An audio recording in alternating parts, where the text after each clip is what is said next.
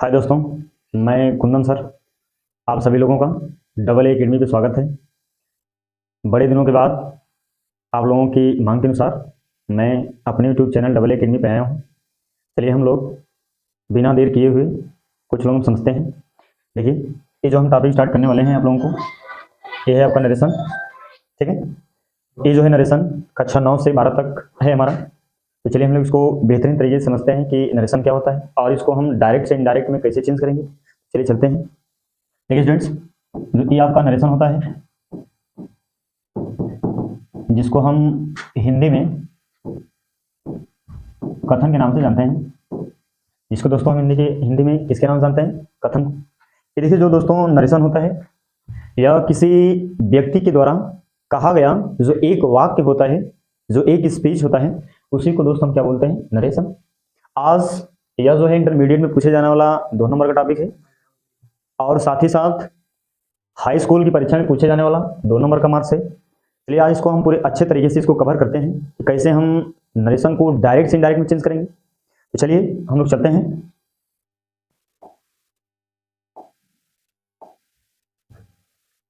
चलिए देखिए दोस्तों, जो आपका नरेशन होता है यह 2 प्रकार का होता है। कितने प्रकार का होता है दोस्त? 2 प्रकार का।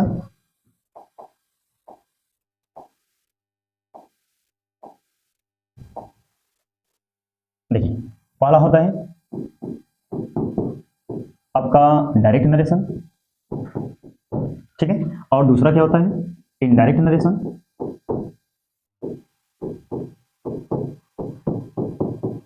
ठीक है दोस्तों, पहला क्या होता है? डायरेक्ट नरेशन, दूसरा क्या होता है? Indirect narration. चलिए इसको हिंदी में हम बोलते हैं प्रत्यक्ष कथन। इसको हिंदी में दोस्तों क्या बोलते हैं? प्रत्यक्ष कथन। और इसको हिंदी में हम लोग बोलते हैं अप्रत्यक्ष कथन।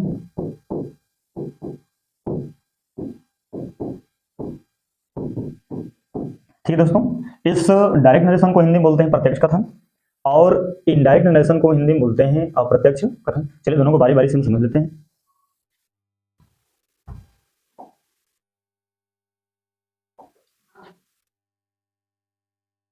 चलिए, ये जो आपका होता है डायरेक्ट नरेशन,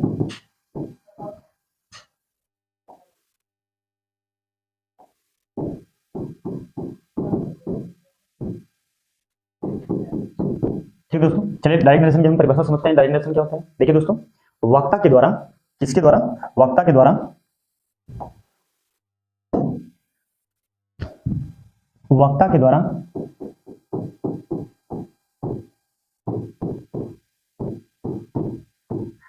वक्ता के द्वारा कहे गए कथन को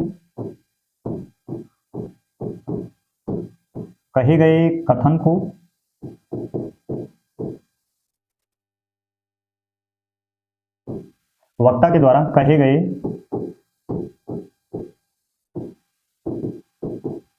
गए कथन को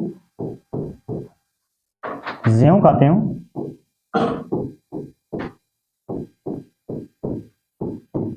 का त्यों लिखना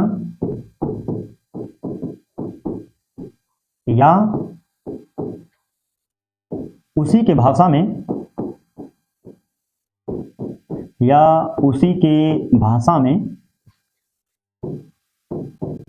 लिखना, उसी के भाषा में लिखना ही डायरेक्ट नरेशन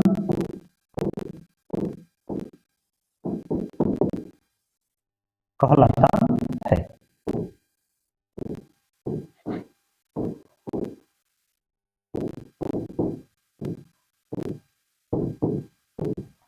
देखिए दोस्तों, ये जो आपका डायरेक्ट नरेशन होता है यह किसी वक्ता मतलब समझ रहे हैं, जिसको हम स्पीकर बोलते हैं। स्पीकर मतलब किसी बात को कहने वाला, किसी बातों को बोलने वाला।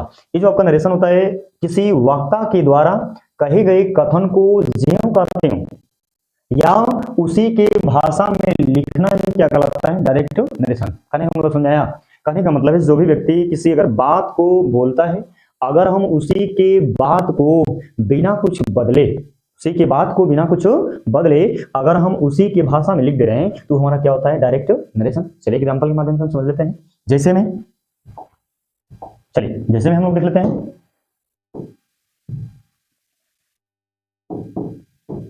Ram said comma inverted comma में he is a good boy. ठीक है, देखिए Ram said he is a good boy. Ram ने कहा, क्या बोल रहा है, अब देखो उसी की बात को हम जो करते हुए लिख रहे हैं, क्या उसने बोला है कि ही इज ए गुड बॉय। क्या बोला है उसने, ही इज ए गुड बॉय। क्या आप बताएं, क्या वो जो बोला है क्या हम उसके बातों में कुछ परिवर्तन किए हैं? उसने यही बच्चा बोला है, राम बोल रहा है, किसी से बोल रहा है कि वह एक अच्छा लड़का है। तो बताओ उसने बोला है कि वह एक अच्छा लड़का है, तो क्या उसके बातों को कुछ भी परिवर्तन किए हैं? नहीं किया ना। तो दोस्त इसी को हम बोलेंगे डायरेक्ट नरेशन। अगर इस तरह अगर नहीं पहचान पा रहे हैं तो इसका एकदम सिंपल सा फॉर्मूला है, जो वाक्य अगर एक कामा और एक डबल इन्वर्टेड कामा के अंदर लिखा हुआ है उसे ही दोस्त हम क्या बोलते हैं, डायरेक्ट नरेशन। उसे हम क्या बोलते हैं, डायरेक्ट नरेशन। बस सिंपल सी बात, जो वाक्य ठीक कामा से अलग हो और जो अगला वाला वाक्य हो डबल इन्वर्टेड कामा के अंदर हो तो उसी को दोस्त हम क्या बोलते हैं, डायरेक्ट नरेशन। चलिए एक एग्जांपल और हम समझ लेते हैं। चलिए एग्जांपल और समझ लेते हैं हम।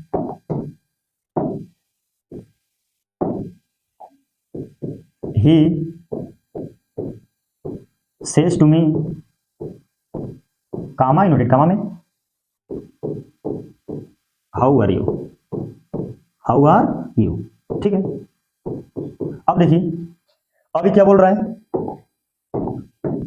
देखिए ही सेज टू मी, यानी भाई साहब जो है मुझसे बोल रहे हैं, क्या बोल रहे हैं। अब देखिए जो बोलेंगे अगर उन्हीं के बात को अगर उन्हीं की भाषा में अगर हम लिख देते हैं तो हम उसी को बोलेंगे डायरेक्ट नरेशन। चलिए देखो क्या बोल रहे हैं कि हाउ आर यू, तुम कैसे हो। वो हमसे पूछ रहे हैं कि तुम कैसे हो, तो क्या बताओ, जो हमसे पूछें क्या हम उनके बातों में परिवर्तन किए हैं? नहीं किए दोस्त। ये लिखा हुआ पूछ रहे हैं कि हाउ आर यू, तुम कैसे हो, उन्हीं के बात को हम लिखे हाउ आर यू, तुम कैसे हो। तो इस प्रकार से इनको हम बोलेंगे डायरेक्ट नरेशन। और एक भी चीज और बताएं हमको पहचानने के लिए कि जिस वाक्य में एक कामा हो और एक डबल इनवर्टेड कामा हो, देखो यहाँ पे कामा लगा हुआ है, यहाँ पे डबल इनवर्टेड कामा है, तो इसको ही हम क्या बोलेंगे, डायरेक्ट नरेशन। डाउट? चलिए डाउट होगा तो कमेंट में बता दीजिएगा। चलिए हम अगला पार्ट चलते हैं। देखिए ये जो आपका डायरेक्ट नरेशन है दोस्त,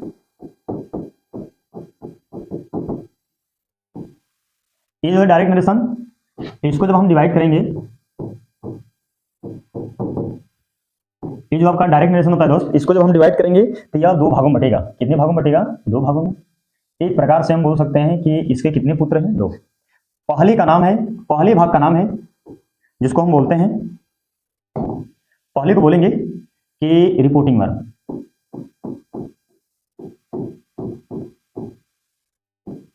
पहले को क्या बोलेंगे? Reporting verb. और जो दूसरा पार्ट है इसको हम बोलेंगे रिपोर्टेड पार्ट।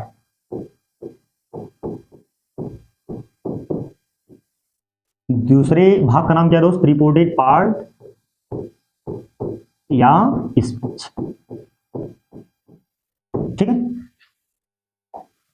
बार बार दोस्तों थोड़ा सा इधर उधर हो जा रहा है तो फिर पहला दिन हमारा सही हो जाएगा। देखिए इसका जो पहला पार्ट है इसको हम क्या बोलते हैं? पहले को बोलते हैं रिपोर्टिंग वर्ब और दूसरे क्या बोलते हैं? रिपोर्टेड पार्ट या स्पीच। चलिए हम इन दोनों को समझ लेते हैं कि रिपोर्टिंग वर्ब क्या होगा, रिपोर्टेड पार्ट क्या होता है। चलिए, और ये जो दोनों भाग हैं दोस्त, ये डायरेक्ट नरेशन के ही पार्ट हैं। और ये जो डायरेक्ट नरेशन होता है इन्हीं के एग्जाम्पल में इन दोनों का हमें देखने को मिलेगा। तो चलिए समझ लेते हैं एक एग्जाम्पल के माध्यम से कि हमारा रिपोर्टिंग वर्ब क्या होता है, रिपोर्टेड पार्ट क्या होता है। चलिए जो आपका रिपोर्टिंग वर्ब होता है दोस्त, जो डायरेक्ट नरेशन होता है उसमें जो भाग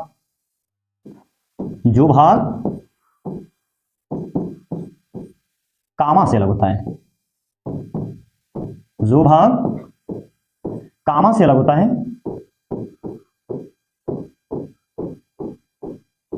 जो भाग कामा से अलग होता है,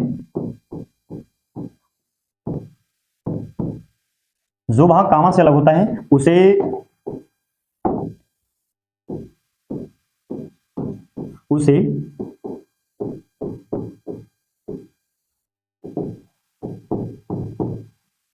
रिपोर्टिंग वर्ब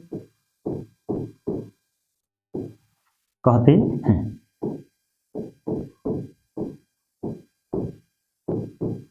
चिल्ड्रन क्या बताएं, ये जो रिपोर्टिंग वर्ब होता है कि जो भाग कामा से अलग होता है उसे क्या बोलते हैं, रिपोर्टिंग वर्ब। ठीक है, चलिए एग्जांपल के माध्यम से देख लेते हैं। चलिए, बहुत ही शानदार एग्जांपल है आपका। चलिए एग्जांपल हम ले लेते हैं। Amit said to me, comma double unit comma में, माय फ्रेंड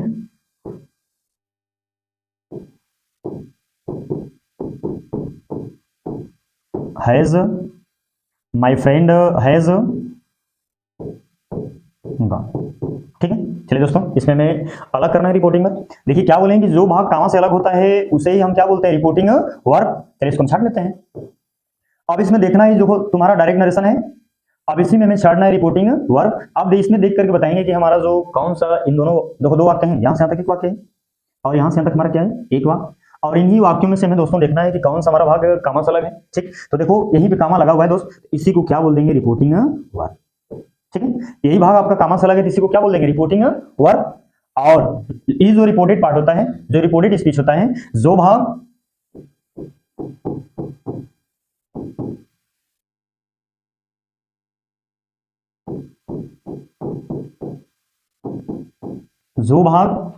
डबल इनवर्टेड कामा के अंदर होता है,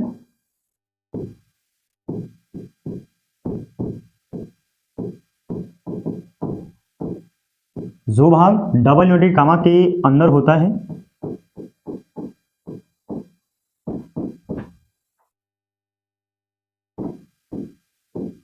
उसे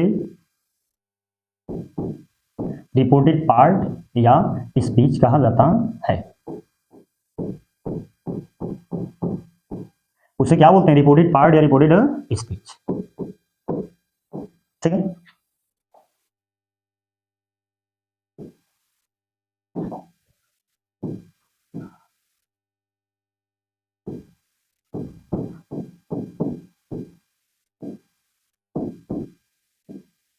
ठीक है दोस्तों। देखिए क्या बोलेंगे, जो भाग डबल यूनिट कामा के अंदर होता है उसे हम क्या बोलते हैं, रिपोर्टेड पार्ट या रिपोर्टेड स्पीच। चलिए दोस्त इस एग्जांपल को हम देख लेते हैं, कौन सा भाग हमारा डबल यूनिट कामा के अंदर है। ये तो देखिए यहां से यहां तक आपका रिपोर्टिंग वर्ब है, और जो है माय फ्रेंड हैज गॉन, यही तुम्हारा डबल यूनिट कामा के अंदर है दोस्त, इसे ही बोल देंगे रिपोर्टेड पार्ट या स्पीच। इसे क्या बोल देते हैं, रिपोर्टेड पार्ट या स्पीच। चलिए एक एग्जांपल और देख लेते हैं। ठीक है, चलिए एग्जांपल और देख लेते हैं।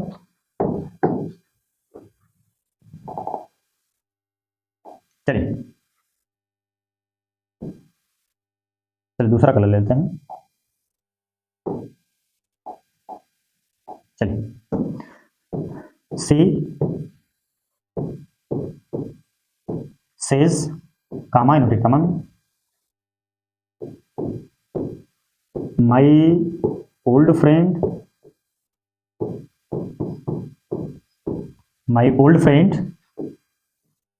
Has come, my old friend has come. चलिए दोस्तों इसमें हम समझ लेते हैं कि हमारा रिपोर्टिंग वर्ब क्या है, रिपोर्टेड पार्ट क्या है। देखिए ये जो आपका ही सेज है, देखिए यहीं से तक भाग कामा से अलग है, इसे ही हम क्या बोलेंगे, रिपोर्टेड पार्ट। इसे ही क्या बोलेंगे, रिपोर्टेड पार्ट, सॉरी इसको क्या बोलते हैं, रिपोर्टेड स्पीच।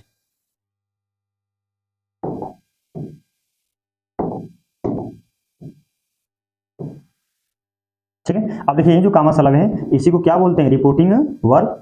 ठीक है, और यहां से यहां तक आपका डबल यूनिट कामा के अंदर है, तो इसे क्या बोल देंगे, रिपोर्टेड पार्ट या स्पीच। इसे क्या बोल देंगे, रिपोर्टेड पार्ट या स्पीच।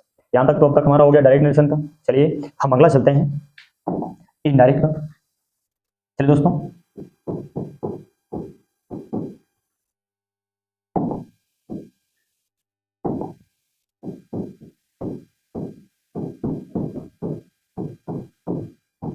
चलिए और अगला हम पढ़ेंगे इनडायरेक्ट नरेशन। ठीक है दोस्तों, चलिए अब इसकी हम परिभाषा समझते हैं दोस्तों। इसकी परिभाषा क्या होता है, इसकी परिभाषा हम समझेंगे। देखिए इसका परिभाषा हमने आपको भी बताने जा रहे हैं। देखिए इसका परिभाषा होता है कि वक्ता के द्वारा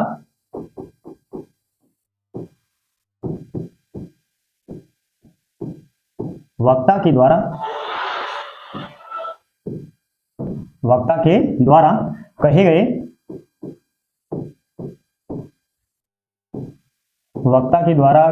गए कथन को कुछ बदल करके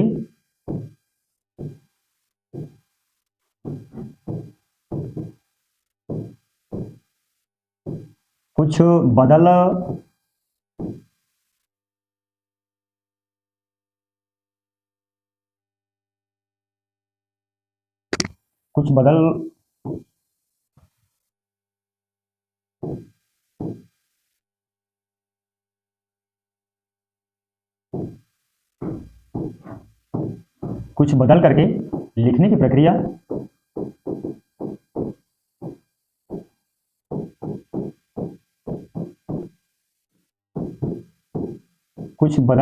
लिखने की प्रक्रिया को इनडायरेक्ट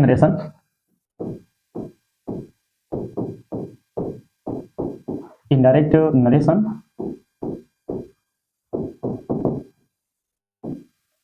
कहलाता है।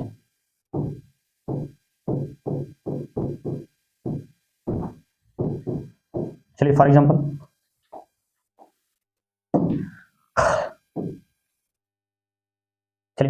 देख लेते हैं। चलिए पिछले ही वाले थोड़ा सा ले लेते हैं। हमारा क्या था, डायरेक्ट नरेशन क्या था, ये था ना कि Amit said to me, comma inverted comma में हम क्या लिखे थे, माय फ्रेंड हैज गॉन, यही था ना हमारा डायरेक्ट नरेशन। चलिए इसको हम थोड़ा सा इनडायरेक्ट में चेंज कर लेते हैं। देखिए क्या लिखे हुए थे, अमित सेड टू मी, कामा में माय फ्रेंड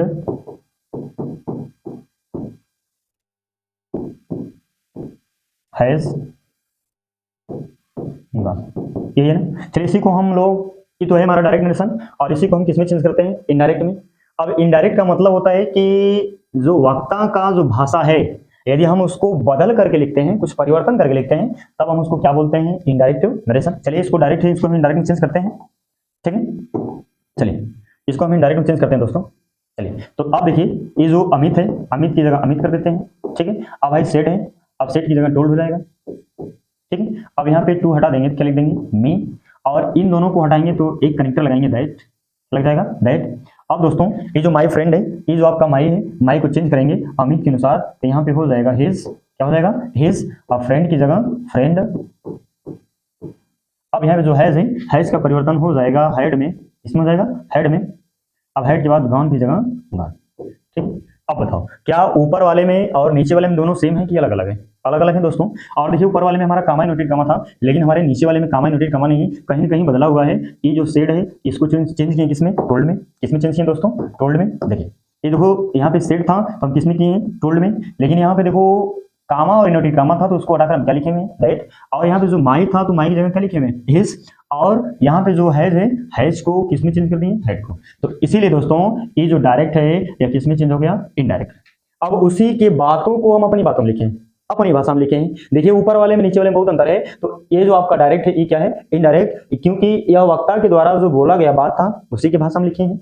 लेकिन ये जो है इनडायरेक्ट हम अपनी भाषा में लिखे हैं, तो इसीलिए वक्ता के द्वारा कहे गए कथन को कुछ बदल करके लिखने की प्रक्रिया को क्या बोलते हैं, इनडायरेक्ट नरेशन, ठीक। चलिए अब थोड़ा सा हम अगला टॉपिक चलते हैं, ठीक है। चलिए अब हम समझते हैं कि डायरेक्ट से इनडायरेक्ट में परिवर्तन कैसे किया जाता है, डायरेक्ट से इनडायरेक्ट में परिवर्तन कैसे किया जाता है। चलिए दोस्तों, तो हम लोगों ने अब तक नरेशन के दो प्रकार, डायरेक्ट और इनडायरेक्ट, हम लोग बहुत अच्छी तरीके से समझ लिए। चलिए हम लोग समझते हैं कि डायरेक्ट से इनडायरेक्ट में कैसे परिवर्तन करेंगे, ठीक है। इसको हमें समझना बड़ी जरूरी है, कहें कि डायरेक्ट से इनडायरेक्ट ही परीक्षा में पूछा जाता है। चलिए तो हम समझते हैं कि हाउ टू चेंज, दोस्तों हाउ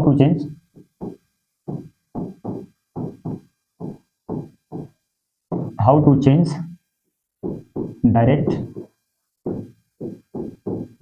इनटू इनडायरेक्ट,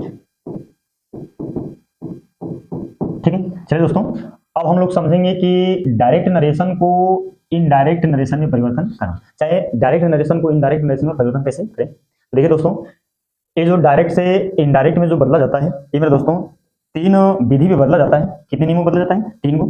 पहले को बोलते हैं change of tense. Change of tense, ठीक है दोस्तों।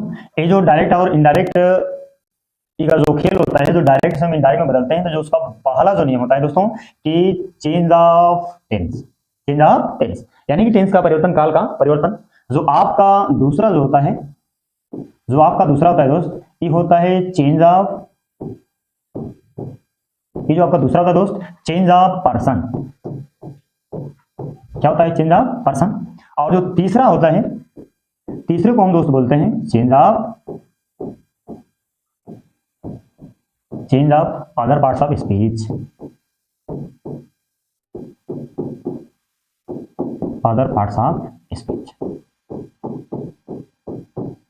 तीसरे दोस्त क्या बोलते हैं? Other parts of speech. चलिए तो हम लोग बारी बारी करके समझते हैं, ठीक है दोस्तों। पहले क्या होता है? चेंज ऑफ टेंस, और दूसरा क्या होता है? चेंज ऑफ प्रोनाउन, या इसको प्रोनाउन भी बोल सकते हो, कोई दिक्कत नहीं, क्योंकि प्रोनाउन के ही पार्ट पर्सन होता है, ठीक है। तो हम बोल सकते हैं चेंज ऑफ प्रोनाउन चाहे चेंज ऑफ पर्सन। और जो तीसरा होता है दोस्त, change of other parts of speech, ठीक है। तो चलिए हम इनको बारी बारी पहले समझते हैं। चलिए दोस्तों, चलिए देखते हैं।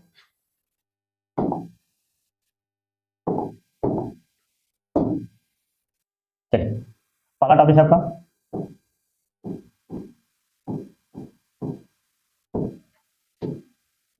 चेंज ऑफ टेंस, ठीक है दोस्तों। चलिए इसमें हम समझते हैं रूल नंबर 1, ठीक है। रूल नंबर 1 क्या है दोस्त? कि यदि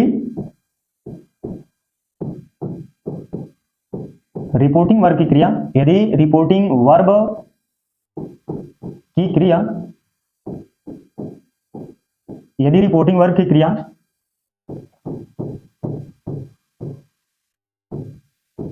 प्रेजेंट टेंस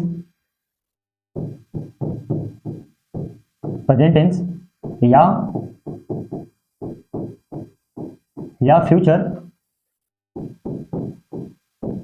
फ्यूचर टेंस में हो, तो यदि रिपोर्टिंग वर्ब क्रिया प्रेजेंट टेंस या फ्यूचर टेंस में हो, तो रिपोर्टेड पार्ट की क्रिया में, रिपोर्टेड पार्ट की क्रिया में आए हुए टेंस में परिवर्तन, आए हुए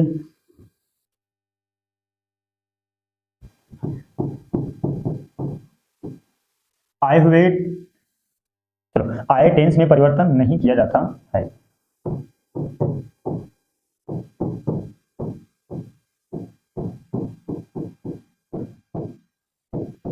ठीक है। रूल नंबर 1 ये हमारे दोस्त कि यदि रिपोर्टिंग वर्ब की क्रिया अगर प्रेजेंट टेंस या फ्यूचर टेंस में हो, तो रिपोर्टेड पार्ट की क्रिया में आए हुए टेंस में परिवर्तन नहीं किया जाता, ठीक। तो चलिए हमारा एक इसमें एक चीज आया हुआ है दोस्तों कि ये जो है आपका प्रेजेंट टेंस और साथ ही साथ क्या future tense.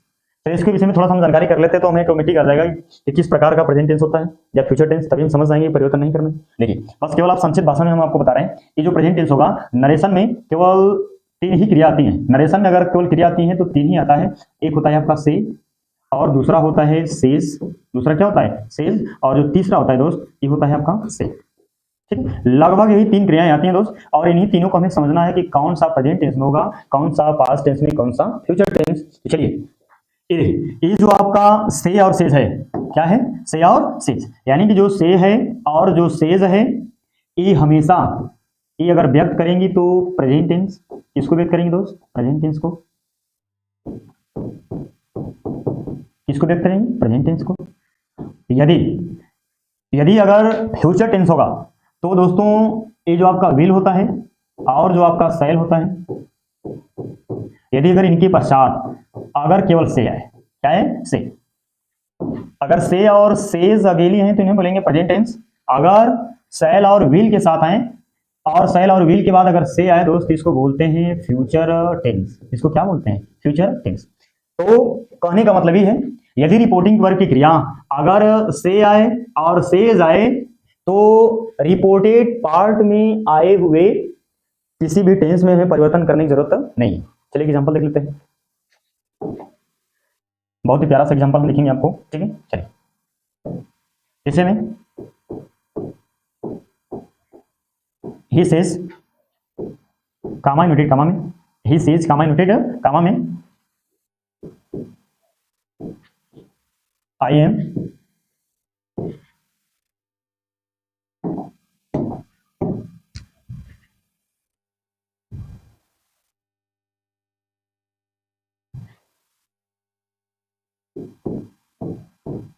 I am a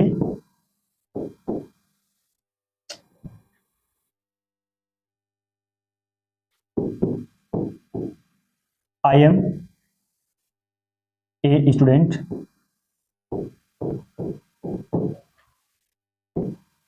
I am a student of class 9th, ठीक है। ये जो पहला है आपका, देखो लिखे में कि आई एम, ठीक है। देखिए ही says I am a student of class 9th। चलिए ये अब इसी को देखना है जो रिपोर्टिंग वर्ब है कौन से टेंस में है। ये है आपका सेज। अभी आपको ऊपर बताए हैं कि प्रेजेंट टेंस या अगर फ्यूचर टेंस में होगा तो रिपोर्टेड पार्ट की क्रिया में कुछ परिवर्तन करने की जरूरत नहीं। दोस्तों देखो यहाँ पे सेज आ गया, तो अभी देखो आपको बोले यदि से और सेज आएगा तो इसको क्या बोलेंगे, प्रेजेंट टेंस। प्रेजेंट टेंस हो गया तो रिपोर्टेड पार्ट में आए हुए जो टेंस होगा उसमें कुछ भी परिवर्तन करने की जरूरत नहीं, अर्थात हम आई एम जो है इसमें कुछ परिवर्तन करेंगे नहीं, ठीक है। तो इसको जब हम इनडायरेक्ट में चेंज करेंगे दोस्त, तो अब यहाँ पे इसको लिखेंगे ही की जगह ही, सेज की जगह सेज, ठीक है। अब थोड़ा सा एक नियम होता है, जब हम कामा इनवर्टेड कामा को हटाते हैं तो प्रायः क्या लगाते हैं, दैट। अब दैट हो गया। अब देखिए उसमें जो आपका पॉइंट नंबर 2 लिखे थे प्रोनाउन, देखो प्रोनाउन आ गया। यहाँ पे आई को चेंज कर देंगे ही के अनुसार, तो यहाँ पे हो जाएगा ही। अब लेकिन इसके टेंस में हमें परिवर्तन नहीं करना है। आई के अनुसार आई एम था तो ही के अनुसार आई एम नहीं होगा दोस्त, क्या हो जाएगा, इज। क्या हो जाएगा, इज। फिर उसके बाद ए स्टूडेंट, ए स्टूडेंट, फिर उसके बाद ऑफ क्लास 9th, ठीक है। यानी कि he says that he is A student of class 9th। देखिए दोस्तों यहाँ पे टेंस में कुछ भी परिवर्तन हुआ नहीं, ठीक है। चलिए आपका हम थोड़ा सा रूल नंबर 2 सिखा देते हैं। रूल नंबर 2 क्या है दोस्तों, अभी परेशान ना होइएगा, अभी आपको ढेर सारे नियम है वो आपको हम सिखाएंगे, ठीक है। रूल नंबर 2 क्या है, रूल नंबर 2 यह है कि यदि रिपोर्टिंग वर्ग की क्रिया, यदि रिपोर्टिंग वर्ग की क्रिया, यदि रिपोर्टिंग वर्ग क्रिया यदि पास्ट टेंस में है, इसमें है पास्ट टेंस में, ठीक है। यदि रिपोर्टिंग वर्ग क्रिया पास्ट टेंस में है तो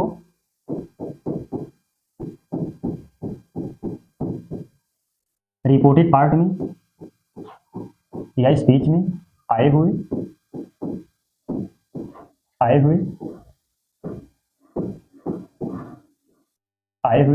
टेंस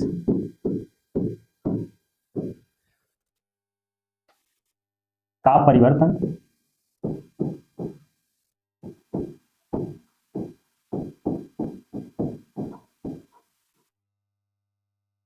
भी किया जाता है।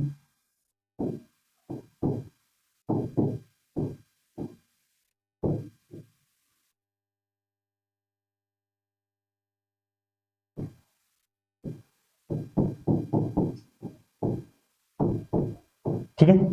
चलिए लेकिन यदि रिपोर्टिंग वर्ग क्रिया अगर पास्ट टेंस में हो तो रिपोर्टेड पार्ट या स्पीच में आए हुए टेंस का परिवर्तन भी किया जाता है।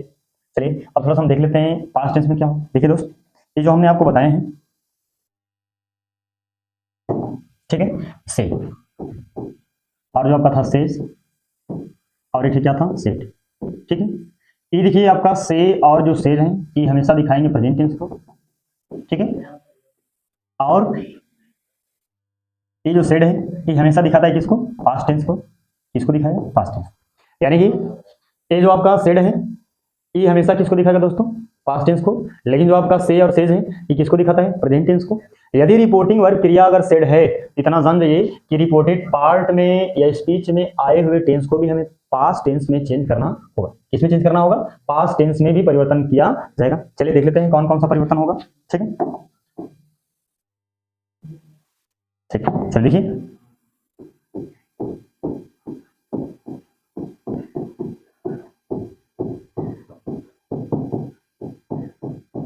ये जो आपका प्रेजेंट इंडेफिनिट टेंस होता है, इसका जब भी हम परिवर्तन करेंगे तो किस में करते हैं? एक होता है आपका प्रेजेंट कंटिन्यूअस टेंस, ठीक है, और एक होता है आपका प्रेजेंट परफेक्ट टेंस,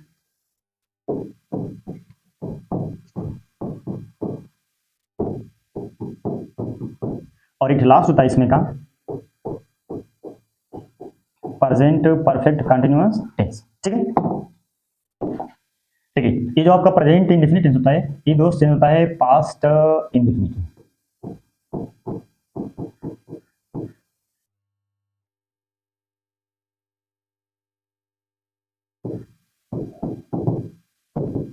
ठीक है, और ये जो प्रेजेंट कंटिन्यूअस टेंस होता है, ये चेंज हो जाता है पास्ट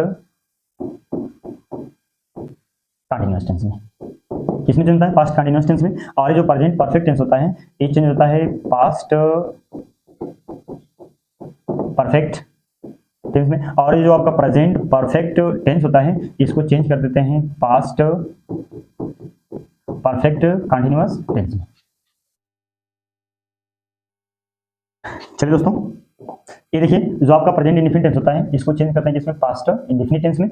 और ये जो आपका प्रेजेंट कंटिन्यूअस टेंस होता है, इसको चेंज करते हैं किसमें? पास्ट कंटिन्यूअस टेंस में। और दोस्तों, ये जो आपका प्रेजेंट परफेक्ट टेंस होता है, इसको किसमें चेंज करते हैं? पास्ट परफेक्ट टेंस में। और जो लास्ट वाला है प्रेजेंट परफेक्ट कंटिन्यूअस टेंस, इसको दोस्तों चेंज करते हैं पास्ट परफेक्ट कंटिन्यूअस टेंस में।